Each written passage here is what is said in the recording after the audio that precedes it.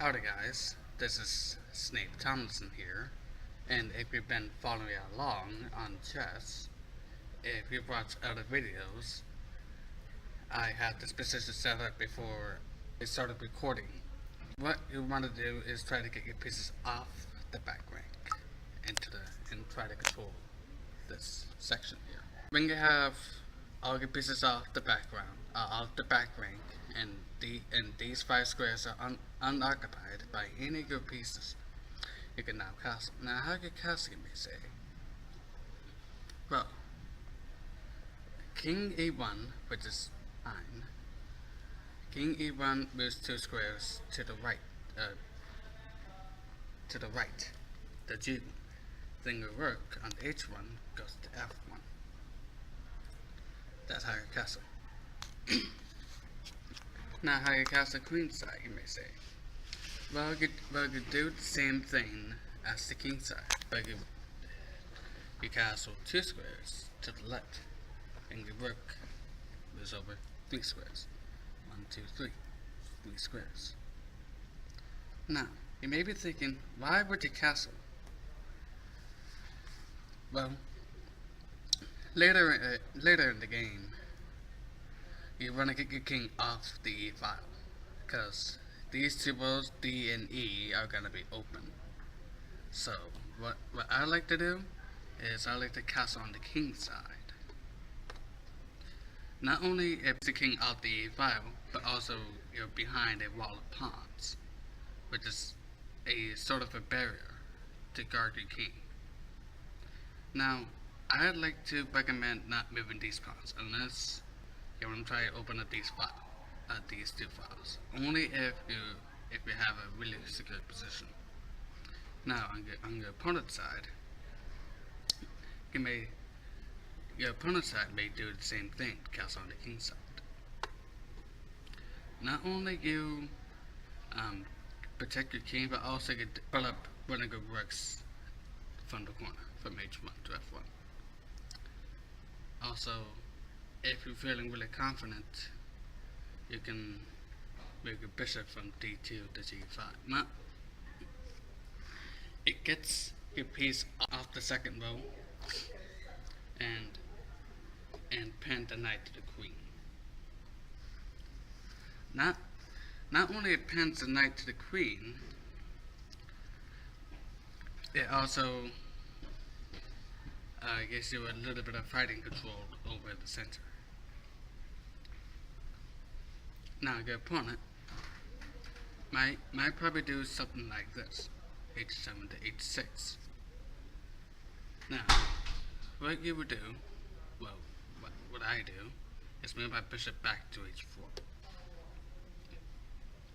He might do G7 to G5.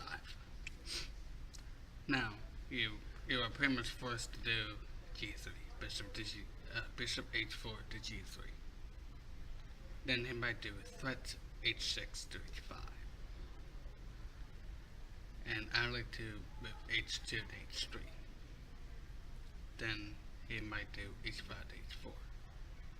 Bishop G3 to H2. Now, in this situation, you want to try to get the bad thing about moving black's pawns so much is that it weakens his position. It weakens these 4 squares here. It weakens G7, H6, G6, H7. And now knight F3 knight takes G5. Not only he secured white's position, but also he weakens black's position. Now the king is feeling vulnerable because now he has to contend with these 4 squares. Now, one of your opponent, well, your opponent might do this. Knight C6 to D4. Now, I like to move my queen from E2 to D2. Your opponent, after you move your queen out of danger, your opponent might do something like this.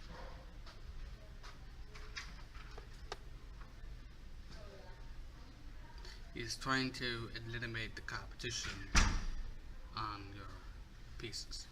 So, what I go for is I go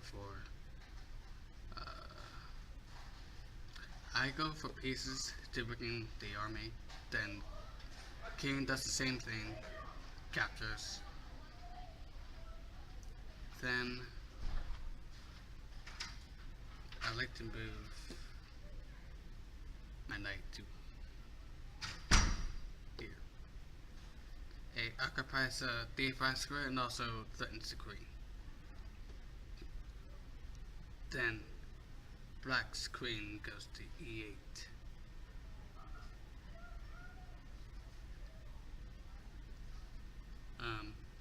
Then white's move, probably move to c3 to threaten the knight. Then black will reply to c6. Now, here's a nasty fork. Knight d5 takes c7. Not only he gets a pawn, but also he threatens two pieces, which is called a fork. A fork is when a knight is attacking two pieces at once or more.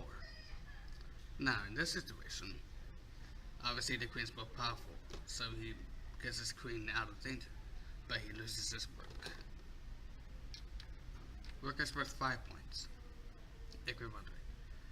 Then rook f8 takes a8, because the knight's kind of trapped. Then you're kind of free from danger, because some of the pieces are off the board.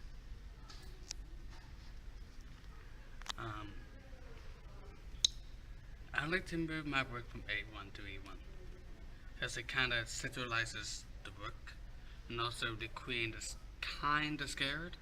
Well, not really scared, but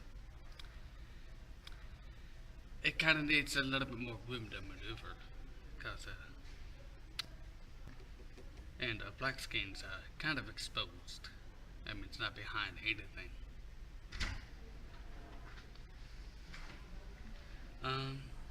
We are probably out of time, so guys, please rate, comment, subscribe, and keep on.